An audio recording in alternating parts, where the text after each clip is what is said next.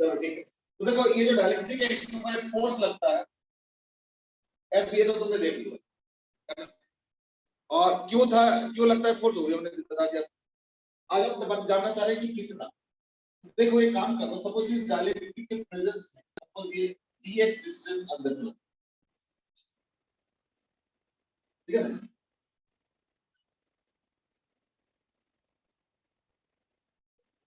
Suppose एक dx distance अंदर जाता है तो वर्क डन क्या होगा, f dx, है ना, ये हो जाएगा वर्क डन।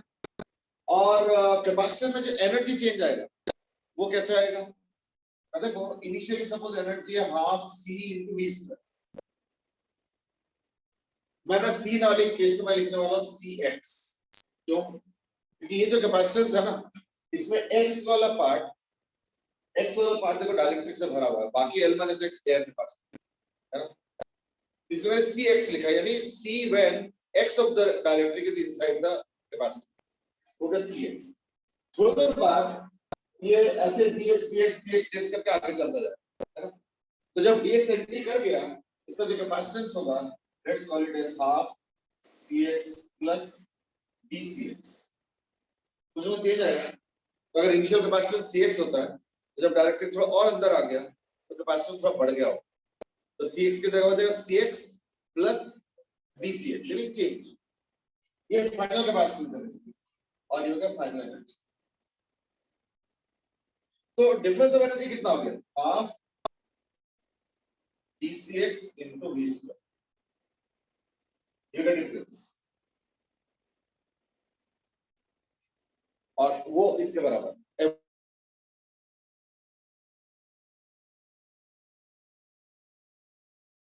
तो वो चेंज एनर्जी कर देंगे, यानी क्या होगा, therefore f equal to half dcx into v square, इससे क्या होगा f का एक जनरल एक्सप्रेशन आ गया, तो f का एक जनरल एक्सप्रेशन आ गया half dcx dx into v square।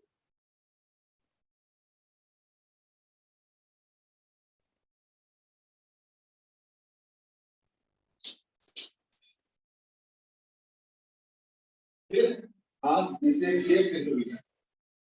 अब क्या है ना कि हमें निकालना है कि कैपेसिटेंस का वैल्यू कितना होगा अगर मान लो x डिस्टेंस अंदर जा चुका है, इस cx का वैल्यू बता देना कितना। तो इसमें क्या हो रहा है, जो L - x है वो एयर कैपेसिटर है, और जो x वाला पार्ट है वो डायरेक्ट कैपेसिटर, और ये दोनों पैरेलल में है ना, ये दोनों पैरेलल में है ना, क्योंकि वही प्लेट के नीचे या अंदर डायरेक्टिव वाला पार्ट भी है और उसी प्लेट के नीचे या अंदर एयर वाला पार्ट भी, तो एयर वाला पार्ट प्लस डायरेक्टिव वाला पार्ट ये दोनों मिलकर नेट कैपेसिटेंस आएगा, तो कितना आ जाएगा, epsilon r into epsilon not into area. अब डायरेक्टिव वाला एरिया कितना होगा, ये वाला ये कितना है, x into b, तो into bx by d plus ये एयर वाला का कितना होगा, एप्सिलॉन नॉट into इसका लेंथ क्या है L - x, एरिया चाहिए ना, into d by d। इसमें से अगर कॉमन ले लोगे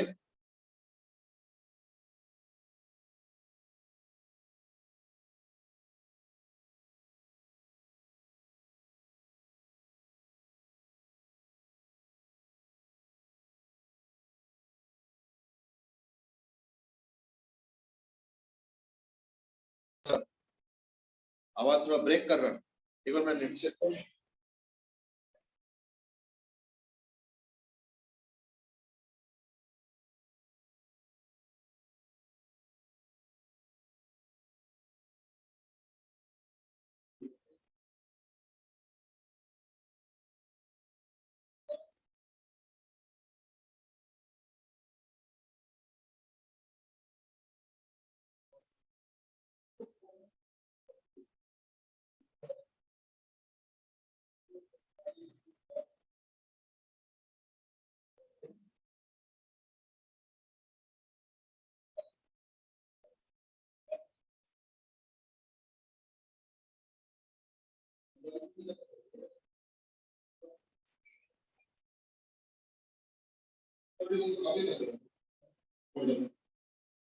तो देखो चलो ठीक हुआ बेटर, कुछ नेट पे चक्कर क्या है।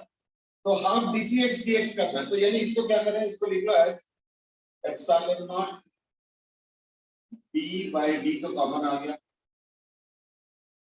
ये आ गया epsilon naught x plus l, या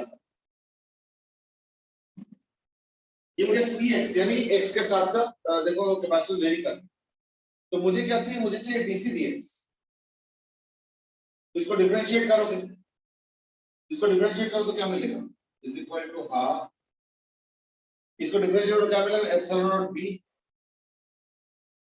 बाय d, और डिफरेंशिएट करो तो ये l और वैसे तो कांस्टेंट है तो खत्म है, बस ये एप्सिलॉन r माइनस 1 रह जाएगा ना, x का डिफरेंशियल 1 होता है, तो epsilon r minus 1 into epsilon r minus 1 है ना, ये dc dx हो गया into this, therefore f is equal to this।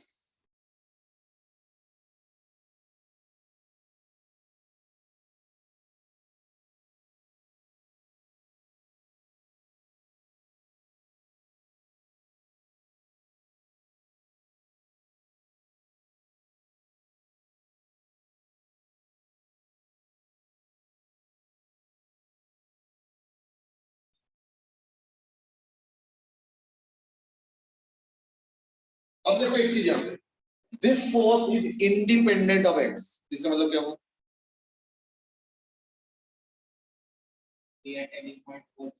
Same ही रहेगा, यानी क्या होगा, it is a constant force, यानी डायलेक्ट्रिक थोड़ा सा इंट्रोड्यूस करो, आधा इंट्रोड्यूस करो, 3/4 इंट्रोड्यूस करो, 1/4 करो, 4/5 करो, कोई फर्क नहीं पड़ता है, हर जगह डायलेक्ट्रिक सेम फोर्स एक्सपीरियंस है, ठीक है। और उसका वैल्यू क्या होगा, half of epsilon naught b by d into epsilon r minus 1 into v square, ये हो गया इसका फोर्स। अरमान बीच में तुम्हारा हैंड रेस था, क्या था? नहीं सर, मैं वही कह रहा था कि वीडियो ब्लर हो रही है और आवाज कट रही थी, अब ठीक हो कुछ गया। बेटर हुआ? यस सर, अब नॉर्मल है सर। वो मुझे लगता है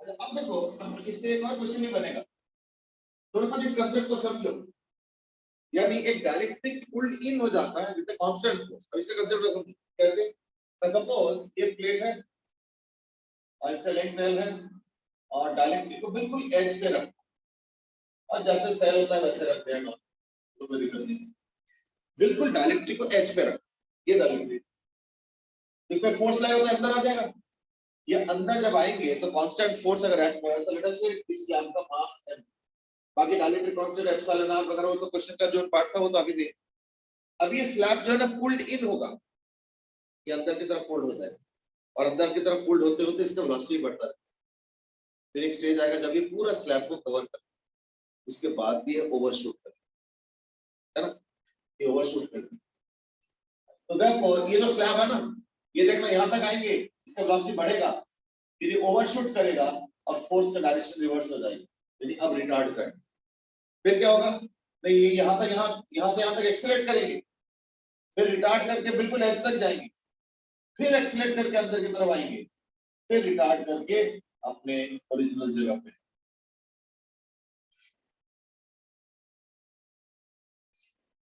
ठीक है।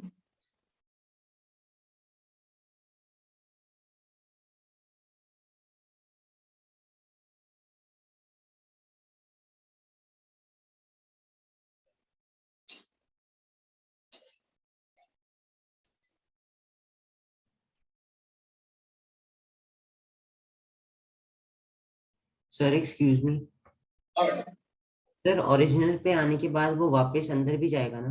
हाँ, क्योंकि फोर्स का डायरेक्शन पता चल वो चेंज हो रहा है, देखो यहाँ तक आ गया ना, तो तब तक वेलोसिटी गेन हो चुका है, तो फिर रिटार्ड करके बिल्कुल एज तक जाएंगे, जब एज तक जाएंगे तो फोर्स का डायरेक्शन उल्टा हो गया ना, फिर ये वापस भी आना शुरू करेंगे, तो वापस आकर फिर यहाँ तक आएंगे, फिर ओवरशूट करेंगे, तो ये पूरा क्या करेगा, ऑसिलेट करते रहेंगे, तो this will lead to oscillation. In fact मेरा क्वेश्चन ये था, that is find time period.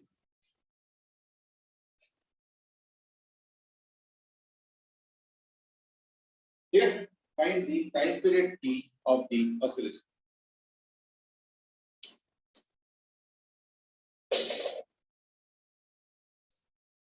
Time period t find out करो जरा। ये फोर्स का एक्सप्रेशन है, एक काम करो, फोर्स को तो है कुछ f लिख के करो, बहुत बड़ा एक्सप्रेशन, वो लास्ट में लिख लेना, है ना। तो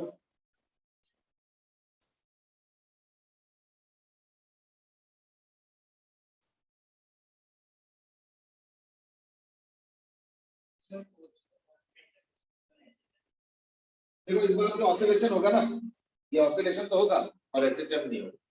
बिल्कुल सही बात है, क्यों? क्योंकि फोर्स एसएचएम में प्रोपोर्शनल टू एक्स होता है और यहाँ पे कांस्टेंट आ रहा है, यानी एसएचएम तो नहीं है बट हाँ ऑसिलेशन तो होगा। तो एक्सेलरेशन क्या है, एफ बाई एम।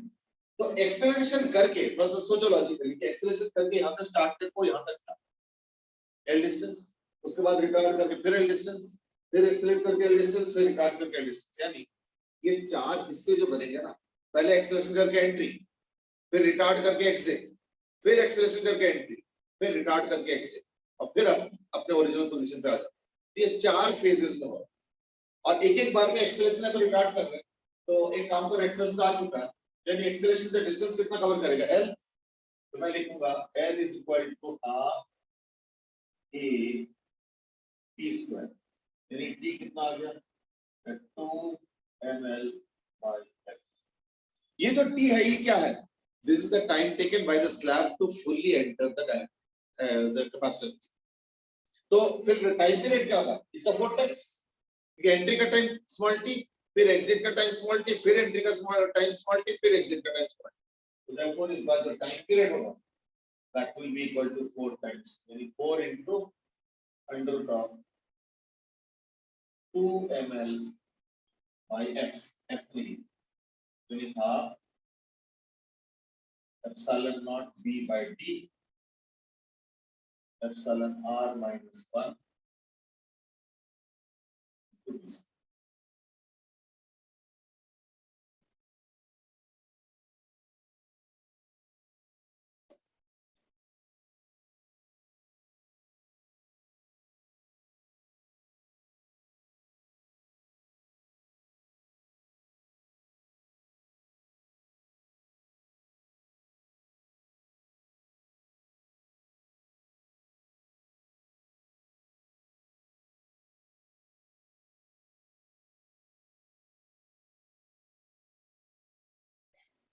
देख लो बाकी f के टर्म्स में लिखो, मतलब समझ में आ गया होगा। ओके, इससे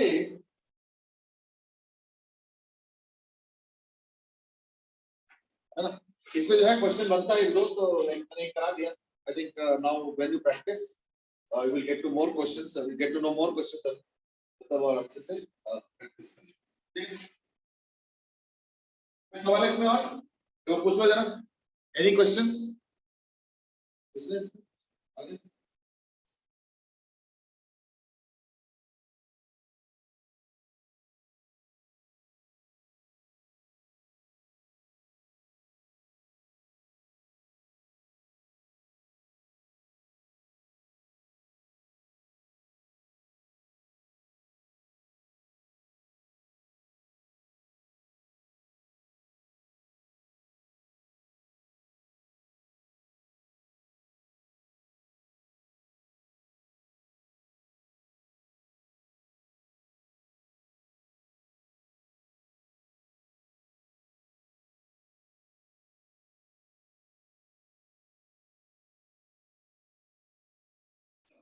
ठीक है, that is more less the end of the discussion. I mean कोई मैसेज आया, देखता हूँ क्या है। अच्छा, ये तो वही वाला है, ठीक। That is more less the end of the discussion. I mean इसके बाद जो है ना तुम लोग होमवर्क नोट कर लो। दैट इज कैपेसिटेंस चैप्टर 1 है। इसको आज क्या, आज संडे है तो नेक्स्ट सैटरडे संडे के लिए रखेंगे, है ना। तो नेक्स्ट सैटरडे या संडे में से डाउट सेशन रखेंगे, सैटरडे और संडे एक डाउट सेशन है।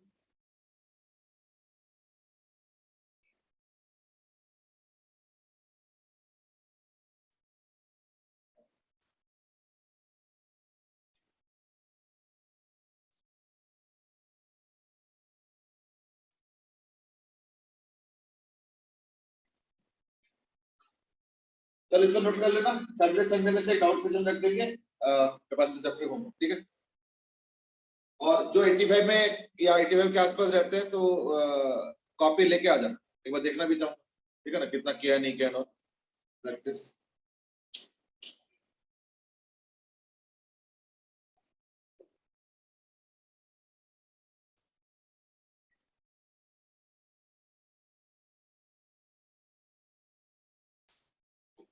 Okay, now it's time to start the new chapter and that is on current electricity. तो अभी तक जो हम लोगों ने चार्ज के बारे में पढ़ा ना, तो चार्ज ही कंटिन्यू, चार्ज इनफैक्ट अभी कंटिन्यू होता जाएगा पूरे 11th पूरे 12th का फर्स्ट हाफ जो है चार्ज के ऊपर, पूरा बुक 1 जो है ना charge and its various effects के ऊपर है, उसके ऊपर हम लोग बातें करते रहेंगे। बट अभी तक जो बात कर रहे थे चार्ज के ऊपर और अब जो बात करेंगे उसमें क्या अंतर है? तो अंतर ये है कि अभी तक हम लोग इलेक्ट्रोस्टैटिक्स के बारे में बात कर रहे हैं। What do you mean by electrostatics? Electrostatics means charge जब रेस्ट पे तब की बात हम कर रहे हैं। अब हम बात करेंगे इलेक्ट्रोडायनेमिक्स, जिसका स्टार्टिंग है with the concept of current. तो करंट बेसिकली क्या है? Charge in motion. और जो अमाउंट ऑफ करंट का जो definition, current is basically charge in motion, ये होगा करंट। लेकिन इसका अमाउंट कितना होगा उसका डेफिनेशन क्या है? तो करंट का जो डेफिनेशन वो है rate of flow of charge. So that is the definition of current and that is rate of flow of charge.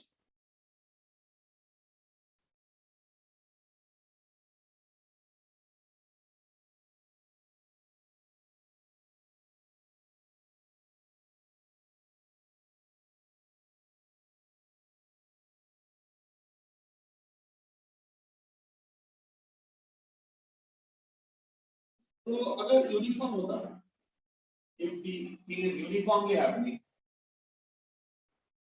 तो जो करंट का डेफिनेशन है वो है Q by T और delta Q by delta T।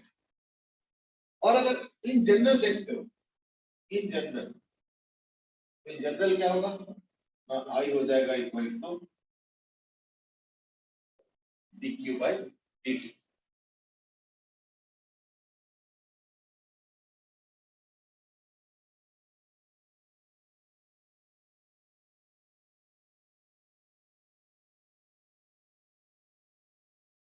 ठीक है, in general I will be equal to what? dQ dt।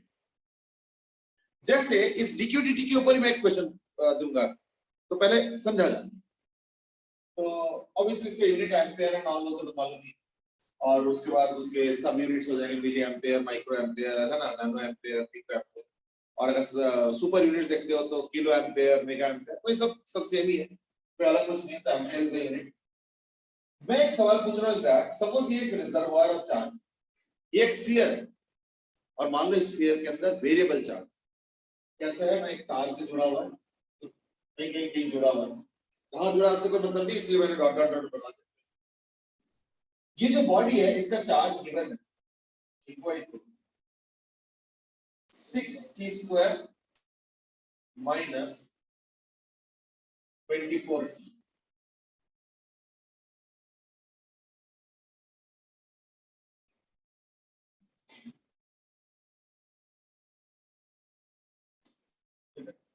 Six T square minus 24।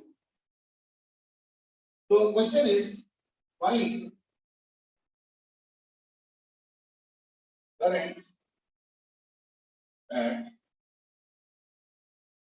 t is equal to 0 1 10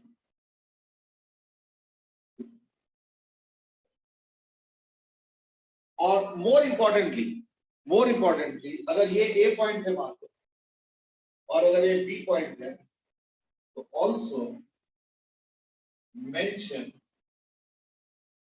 direction each case. तो एक एक केस में डायरेक्शन भी बताना है। डायरेक्शन का मतलब क्या होता है, करंट ए से बी जा रहा है या बी से आ रहा है। यानी तुमको दो ही चीज बताना है, या तो ए टू बी और बी टू ए।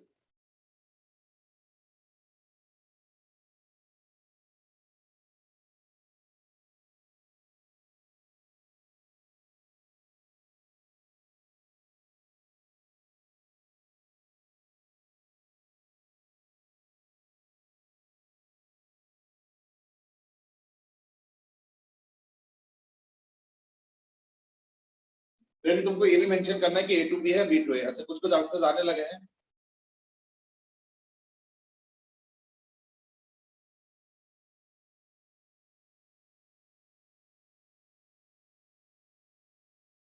ठीक है, अक्षत ने दिए हैं 2412 पहले बी टू ए और 96 और 576 that is A to B. चलो ठीक, देखता हूँ।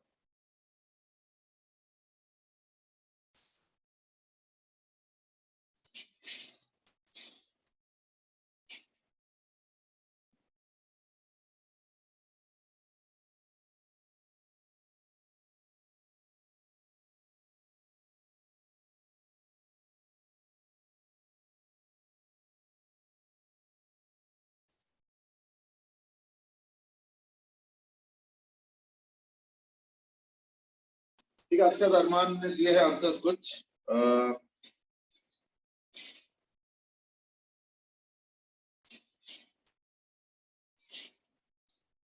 मनस्वी ने भी दिए हैं।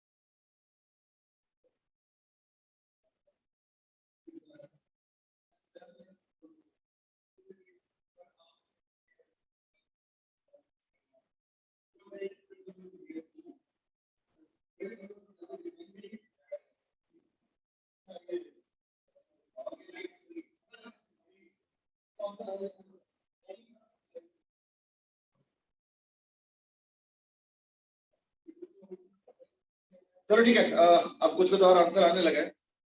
इसमें डायरेक्शन को लेके इश्यू आता है। तो करंट तो आई डीक्यूडीटी को दिक्कत नहीं है, यानी आई हो जाएगा डीक्यूडीटी क्या होगा 12t - 24। अगर मैं t 0 पे देखता हूं तो क्या होगा -24। यानी t और i और डायरेक्शन। तो t = 0 1 10 50। तो t 0 पे क्या होगा -24। 1 पे क्या होगा -12। 10 पे क्या होगा 120 माइनस दिस थिंग यानी 96। और 50 पे क्या होगा 12 into 50 600 600 minus 24 that is 576। ठीक है। अच्छा देखो, करंट का वैल्यू पूछा है तो करंट का वैल्यू हम नेगेटिव नहीं बताते, हम पॉजिटिव ही बताएंगे। तो देखो ये जो आ रहा है -24 -12 इसको 24 और 12 लिख, बड़ी प्रॉब्लम है डायरेक्शन पे। तुम बताओ बेटा पहले वाले का डायरेक्शन क्या होगा? A to B। क्यों?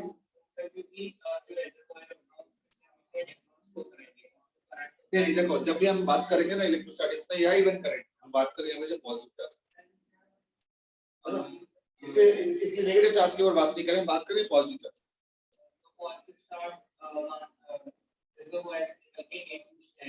क्यों?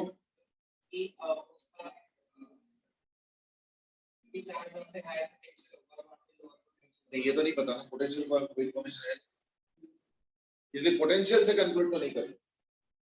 अच्छा डायरेक्शन ज्यादातर लोगों ने मैंने देखा लिखा है B to A, तो कोई एक जना जस्टिफाई करो। अक्षिता बेटे बताओ जरा तुमने पहला वाले का आंसर B to A क्यों लिखा है? हाँ बेटे क्योंकि क्यू चार्ज हम स्फीयर पे देख रहे हैं और स्फीयर से दूसरी तरफ जाएगा। नहीं स्फीयर से दूसरी तरफ जाएंगे। हाँ मतलब माइनस अगर है मतलब कन्वेंशन मान के भी कर सकते हैं, जैसे A to B पॉजिटिव मान लिया तो दूसरा फिर माइनस आ रहा है तो नेगेटिव होगा, B to A होगा। वो तो ठीक है लेकिन क्या ना जब भी आंसर करोगे ना तो आंसर हमेशा जो है ना पॉजिटिव चार्ज को लेके ही करेंगे। अभी भी ना मुझे डायरेक्शन क्लियर नहीं हुआ।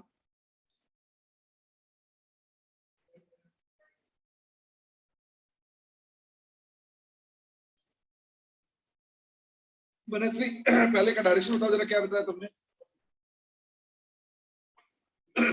मनस्वी डायरेक्शन क्या बताया तुमने पहले वाले का? सर मैंने भी B to A बताया था। हाँ क्यों, क्या बेसिस है उसका? सर एक्चुअली मैंने जब अगर हम जो ओरिजिनल डायरेक्शन अगर A to B लिया तो करंट उसके अपोजिट डायरेक्शन का आया, वो मतलब मैंने जो डायरेक्शन अज्यूम करी थी वो नेगेटिव मतलब उल्टी आएगी। उल्टा आया था, चलो ठीक है। अरमान तुम्हारा आंसर क्या है, B to A या A to B? Sir B to A ही है मेरा भी। लॉजिक क्या है? सर लॉजिक तो सर कोई ऐसा डिफाइंड लॉजिक नहीं था मेरे पास, मैंने इसी।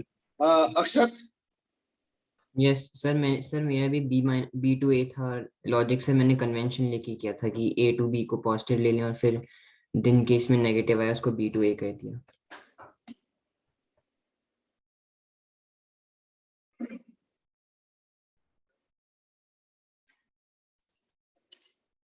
एक चीज बताओ, इसके तो मतलब ये हुआ अगर ये मैं तार को यहां जोड़ा होता तो और इसको A और इसको B बनाया होता तो फिर क्या आंसर दोगे? जिस तरीके से तुम बोल रहे हो कि इधर से उधर और इधर से इधर, तो वो तो फिर उल्टा लॉजिक हो जाएगा है या नहीं? Let's draw this. इसका जो आंसर होगा वो होगा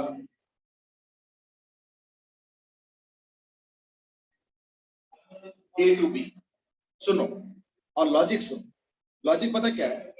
देखो ये जो I है ना ये है dq dt और dq dt का वैल्यू नेगेटिव आ रहा है, तो ये बताओ कि जो q का फंक्शन है ये डिक्रीजिंग होगा या इंक्रीजिंग होगा? डिक्रीजिंग होगा। याद रखना कोई भी फंक्शन का अगर स्लोप नेगेटिव होता है मींस डिक्रीजिंग। इसका मतलब क्या है, ये एक डिक्रीजिंग फंक्शन। तो अगर डिक्रीजिंग फंक्शन इसका मतलब चार्ज घट रहा है, यानी ये जो सिलेंडर या स्फीयर या जो भी रिजर्वॉयर है ये जो चार्ज होल्ड करने वाला है इसका चार्ज घट रहा है। कब? t = 0 पे भी और t = 1 सेकंड। ये -24 -12 यानी dq dt नेगेटिव आ रहा है, इसका मतलब क्या है कि चार्ज घट रहा है। अब एक चीज बताओ, मान लो मैं चार्ज बॉडी हूं, अगर मेरे पास चार्ज घट रहा है यानी चार्ज मेरे से निकल के जा रहा है, चाहे तार इधर जोड़ो तो इधर निकल के जाएंगे, चाहे तार उधर जोड़ो तो उधर निकल के जाएंगे, ये मेन चीज। इसलिए ये मत देखो कि ये पॉजिटिव डायरेक्शन नेगेटिव डायरेक्शन, वो हमारा कन्वेंशन। चार्ज को उससे कोई लेना देना है। चार्ज का मतलब हो गया कि dq dt नेगेटिव का मतलब हो गया चार्ज घट रहा है, यानी जितना भी चार्ज मेरे पास है उसका वैल्यू घटता जा रहा है, यानी मेरे से चार्ज निकलता जा रहा है। तो निकलता जा रहा है अगर ये तार ऐसे जोड़ते तो हम ऐसे दिखाते हैं, तार ऐसे जोड़ते हैं वैसे दिखाते, तार अगर ऐसे जोड़ते तो ऐसे दिखाते। मेन मुद्दा क्या है? Plus minus in terms of I cap J cap नहीं है, मेन मुद्दा है कि चार्ज को घटाना है। यानी जो भी तार जुड़ा हुआ है चाहे इधर जोड़ो चाहे उधर जोड़ो चाहे उधर जोड़ो चाहे इधर जोड़ो, कैसे भी जोड़ो, उस तार से चार्ज निकल के जाएंगे, यानी आउटवर्ड्स होगा, इसलिए A to B। सेकंड का भी आंसर वही होगा, इज 1 सेकंड, इसमें भी 8। अब देखो 10 सेकंड पे dq dt में पॉजिटिव आ रहा है, ये देखो 10 सेकंड पे t इज 10 सेकंड्स पे dq dt, i तो मतलब dq dt होता है ना, और वो पॉजिटिव आ रहा है। तो पॉजिटिव आ रहा का मतलब क्या होता है? Increasing function. इंक्रीजिंग फंक्शन का मतलब होता है चार्ज बढ़ रहा है। तो मैं एक बॉडी हूं, चार्ज बॉडी हूं, मेरे पास चार्ज बढ़ रहा है, यदि कहीं से आ रहा होगा ना, यदि कहीं से चार्ज आ रहा है मेरे पास, यानी चार्ज आ रहा है, यानी अब क्या होगा?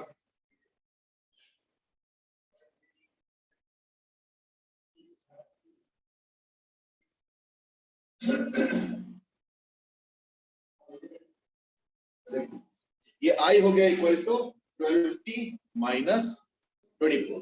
देख लो। Excuse me sir. हाँ बेटे। सर आप एक बार बता दो कि मेरे लॉजिक में क्या गलती थी। हाँ क्या लॉजिक बता, देखो फिर से बताओ, कई सारे सुना ना, मुझे याद नहीं आ रहा।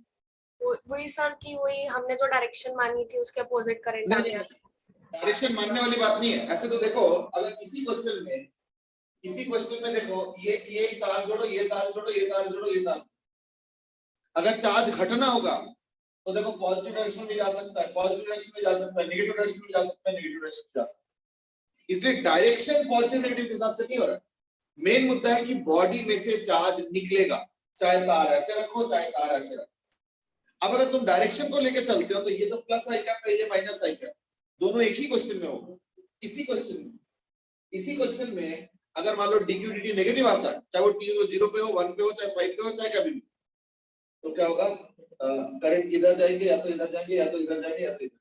देखो ये प्लस आई कैप में जा रहा है, ये तो माइनस आई कैप में जा रहा है। दोनों केस में dq dt नेगेटिव आ रहा है। इसलिए मैंने किसको पॉजिटिव माना नेगेटिव माना है उसके हिसाब से नहीं होगा। जैसे इस केस में प्रॉब्लम आएगा फिर, है ना। मेन मुद्दा है कि चार्ज को बाहर निकालना है, तो तार जिस तरफ भी जोड़ दो वो उस तार से बाहर निकल जाए। ये देखो ये मेनली क्या है? चार्ज गोइंग आउट और इन। वो पॉजिटिव और नेगेटिव डायरेक्शन या आई कैप जे कैप वो मत देखो, चार्ज गोइंग आउट और चार्ज कमिंग इन, ये मेन मुद्दा है, ठीक है ना।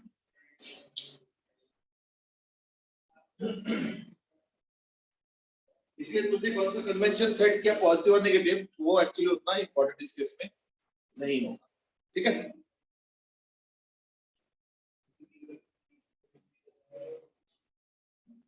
सर लेकिन जब हम कोई भी क्वेश्चन करते हैं, जैसे किरचॉफ लॉ में भी करा था, अगर ये चीज नेगेटिव आ जाती तो फिर हम ये क्यों अज्यूम कर लेते हैं हमने जो डायरेक्शन ली होगी वो अपोजिट लेनी चाहिए थी। हाँ तो वो तो हमें खुद एक डायरेक्ट वो ना मेनली डायरेक्शन की वजह से नहीं होता। वो जो जैसे मान लो कोई तार है, तुमने करंट ये माना है और नेगेटिव आ रहा है, तो फिर इसका इंटरप्रिटेशन क्या करोगे कि वो एरो को उल्टा करना है। तो वहां तो एक प्रॉपर डायरेक्शन मान रहे हो ना, पर यहाँ पे डायरेक्शन मेन मुद्दा नहीं है, और यहाँ पे भी इनफैक्ट डायरेक्शन उतना इंपॉर्टेंट नहीं है, चार्ज किस तरफ फ्लो कर रहा है वो इंपॉर्टेंट है। जैसे मैं एग्जांपल बताता हूँ, सपोज ये डायरेक्शन ऑफ करंट क्या है? पॉजिटिव। अब एक काम करो, इसी तार को ऐसे बेंड कर, इसी तार को थोड़ा सा बीच में से बेंड कर। अब देखो करंट पॉजिटिव में भी जाएंगे, नेगेटिव में भी जाएंगे, पॉजिटिव में भी जाएंगे, इसलिए वो पॉजिटिव नेगेटिव उस तरीके से इंपॉर्टेंट नहीं है। किरचॉफ्स लॉ में जो लॉ होता है उसमें होता है कि तुम रेजिस्टर के थ्रू जब जा रहे हो, तो तुम जब जा रहे हो और जो करंट का जाने का जो डायरेक्शन वो सेम है या अपोजिट, वो इंपॉर्टेंट। जैसे अगर करंट इधर जा रहा है और मान लो तुम ऐसे जा रहे हो तो क्या लिखेंगे? माइनस आएगा। अगर मान लो करंट इधर भी जा रहा है और तुम ऐसे जा रहे हो तो भी माइनस आया ही लिखेंगे। ऐसे नहीं कि ये तो प्लस आई कैप है, ये तो माइनस जे कैप है, उससे कोई मतलब नहीं। करंट का डायरेक्शन और तुम्हारे जाने का डायरेक्शन ये कंपेयर करके किरचॉफ्स लॉ में लिखा जाए, तो उसका इसके साथ कोई रिलेशन नहीं।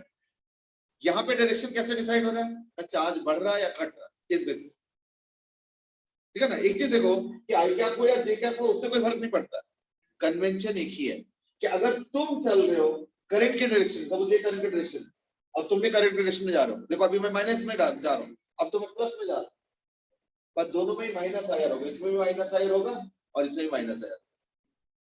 So it's not so important as direction. What is important is whether you are going in the same direction or opposite direction as that of current. वो ज्यादा important, ठीक है ना।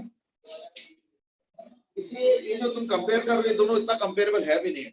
वो किरचॉफ्स लॉ एक स्पेसिफिक चीज हो गया फॉर सर्किट एनालिसिस, और ये तो जस्ट एक क्वेश्चन था टू डिसाइड कि चार्ज का फ्लो कैसे अंदर आएगा या बाहर जाएगा, ठीक है ना। So they are not so comparable also, है ना। अभी भी देखो, और कुछ पूछना है तो बता दो, मतलब अगर रिलेटेड एग्जैक्टली आंसर नहीं हो पा रहा है तो।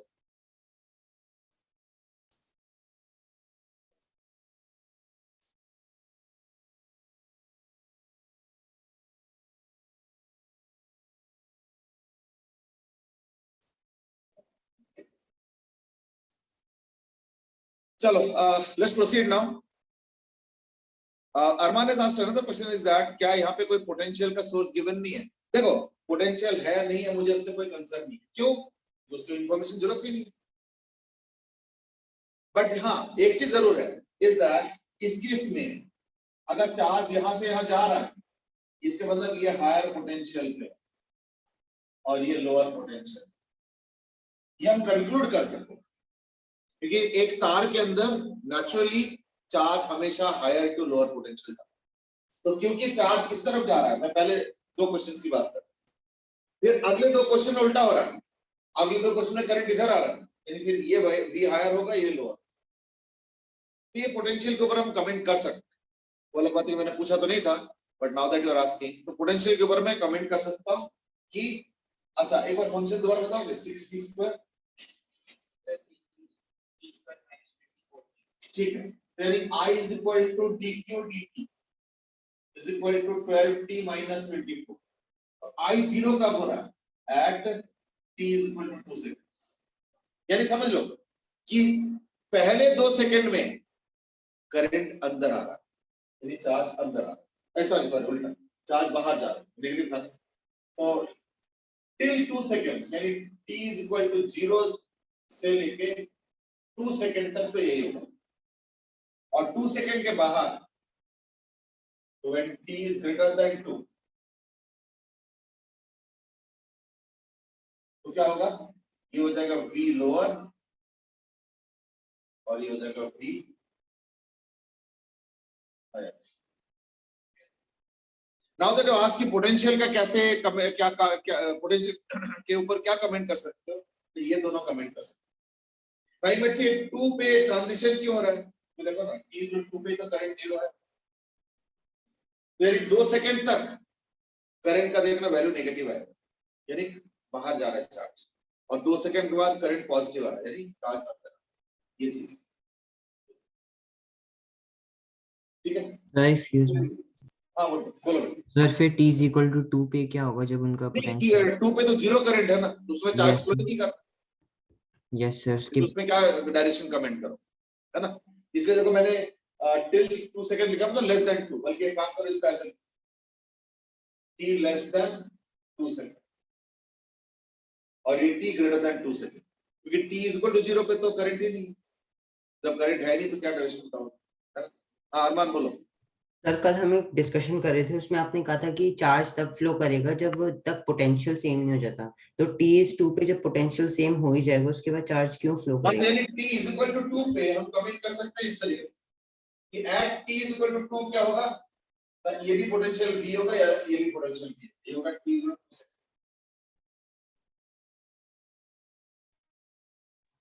सर नहीं तो उसकी लेस एग्जैक्ट देन 2 बात सेकंड्स पे ये कमेंट कर सकता हूं कि ये लोअर है या हायर है, और ग्रेटर देन 2 पे कमेंट कर सकता हूं कि ये हायर होगा ये लोअर होगा, और एट 2 सेकंड्स क्या होगा, इसका भी पोटेंशियल v होगा तो इसका भी v, तो पोटेंशियल डिफरेंस खत्म, तो फिर करंट भी खत्म।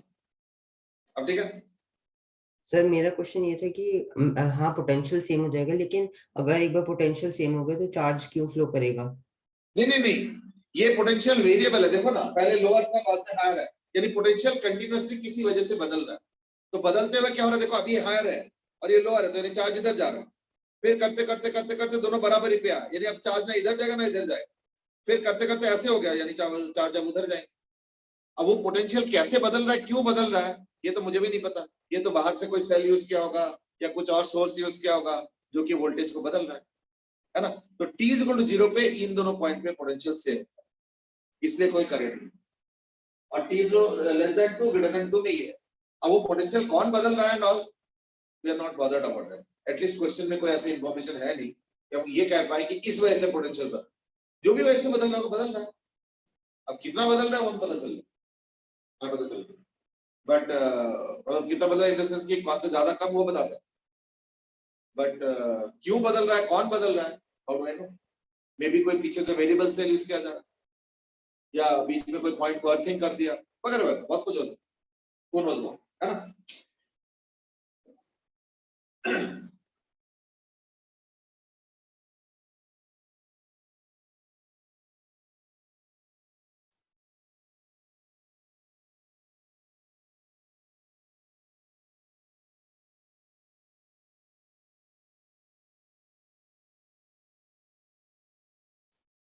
चलो, लेट्स प्रोसीड नाउ। अब हम करंट को देखेंगे इन टर्म्स ऑफ रेजिस्टेंस। तो हमें पता है कि अगर कोई वोल्टेज अप्लाई किया जाए और ये करंट है, ये रेजिस्टेंस, तो ओम्स लॉ कहता है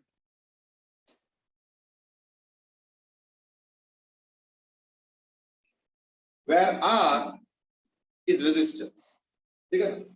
तो जो R होता है वो कैसे होता है, एक कंडक्टर का रेजिस्टेंस होता है, कैसे एरिया पर सेक्शन लेवल K और ये करंट है और इसका लेंथ L है।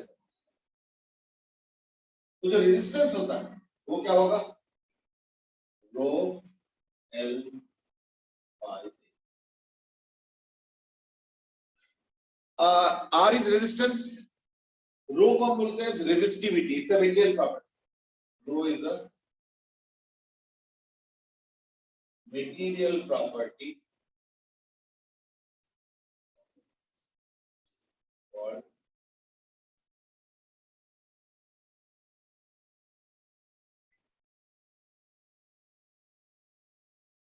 It's a material property called resistivity, ये रो और L तो लेंथ है और area of cross section A हो गया, है ना। तो L is length and it is measured along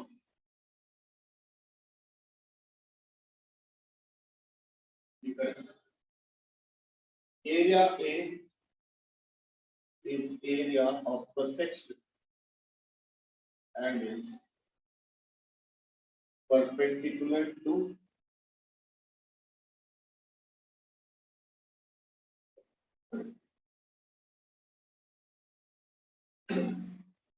ठीक है। और याद रखना rho is the resistivity is the material property, यानी हर मटेरियल का रेजिस्टिविटी अलग होता है, कॉपर का अलग, ब्रॉन्ज का अलग, लोहे का अलग, स्टील का अलग, एल्यूमिनियम का अलग, है ना।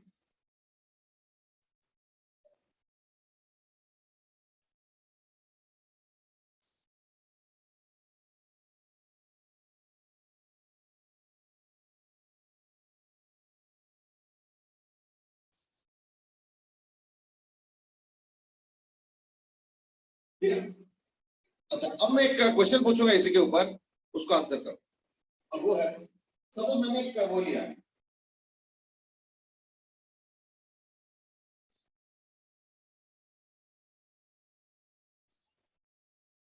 एक चीज पता चलेगा is that mostly rho is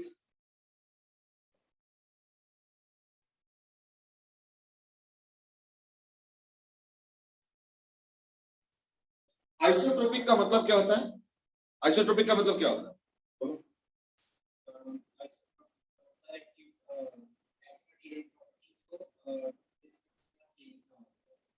चलो डायरेक्शन के साथ, डिस्टेंस भी कह सकते हो, but direction is a more appropriate word.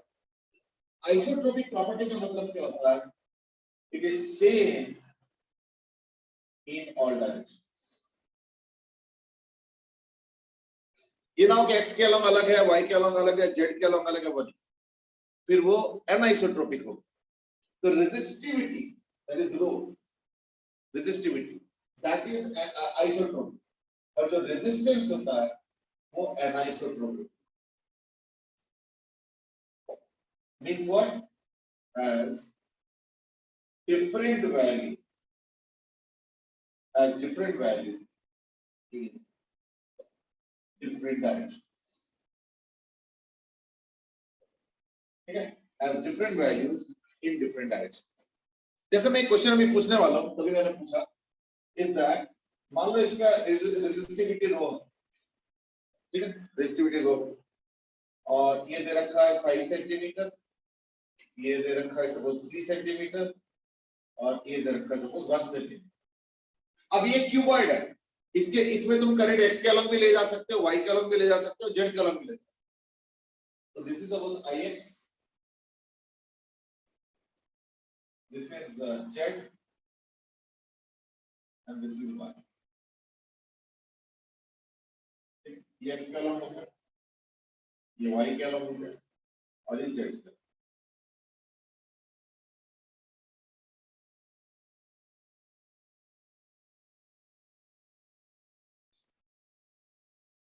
ठीक है, अब तुमको फाइंड आउट क्या करना है? To find out the resistance along x is to resistance along y is to resistance along z.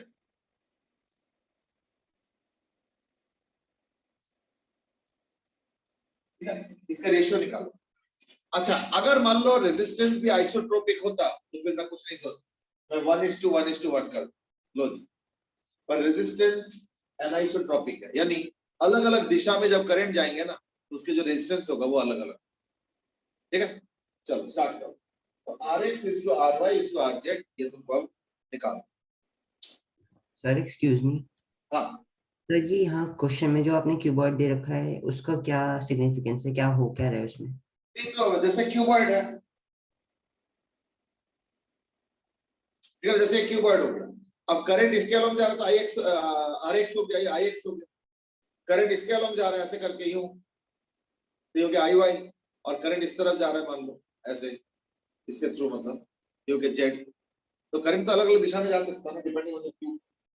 तो अभी फिलहाल क्यूब का ऐसा रखा हुआ है कि ये जो लेंथ है ये x के साथ अलाइन, ये वाला पीछे की तरफ अगर देखो तो z, और ये वो जो है एकदम y के साथ अलाइन। अब तुमको resistance along x and y and z इसका रेशियो है, रेजिस्टिविटी सेम है। अगर ये क्वेश्चन पूछा होता तो रो x रो y रो z, तो मैं इसको 1:1:1 करूं, ये सेम है। अब z क्या होगा,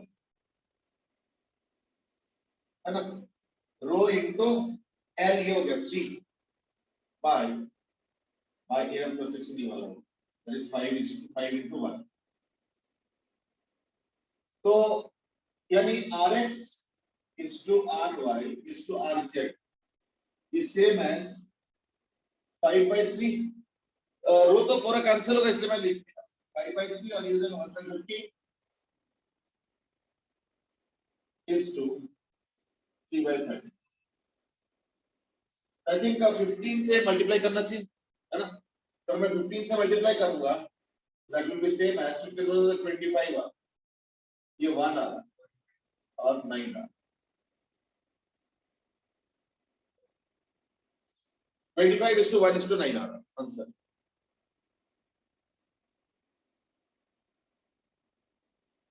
सर एक्सक्यूज मी, ठीक है, अरमान, अक्षत, वाहिमा, है ना, ठीक है, अक्षिता। अच्छा, अरमान ने शायद पहले थोड़ा सा गड़बड़ किया, उसके बाद ठीक कर दिया। चलो ठीक है, समझा। हाँ बेटे, क्या बोल रहे थे बोलो। सर ये RY के लिए हमने एरिया 5:3 वाला क्यों किया था, एक बार प्लीज एक्सप्लेन कर दो। ये तो Ry मतलब क्या करना, ये हो गया इसका लेंथ, तो लेंथ कितना होगा 1 सेंटीमीटर, तो एरिया क्रॉस सेक्शन कौन सा होगा, ये वाला होगा, परपेंडिकुलर टू करंट, तो कौन सा एरिया होगा, ये वाला। Okay sir, thank you sir. इसलिए 5/3 है। अब ठीक है, yes sir, thank you sir. अच्छा चलो चलो ठीक है, फिर आज के लिए इतना ही करते हैं। एक ऑनलाइन टेस्ट में रख लेता हूं जो ऑफलाइन वाला है, उसमें कुछ दिक्कत हुआ तो शायद पता नहीं आज क्या हुआ, मैं तो था नहीं सेंटर पे उस टाइम, वो शायद कुछ प्रिंट निकालने में दिक्कत आया होगा तो उससे दिया था। चलो कोई नहीं, मैं देखता हूँ, ठीक है ना। तो टेस्ट रख लो करीब करीब 7:30 बजे, चलेगा? सर आज नहीं हो सकता। आज नहीं, कल रखें? ओ चलो ठीक है, फिर कल शाम को रख लेंगे, कोई दिक्कत नहीं, इसी का रिपीट होगा ना, तो दे दिया ऑलरेडी। चलो ठीक है, फिर आज के लिए इतने। Have a good day.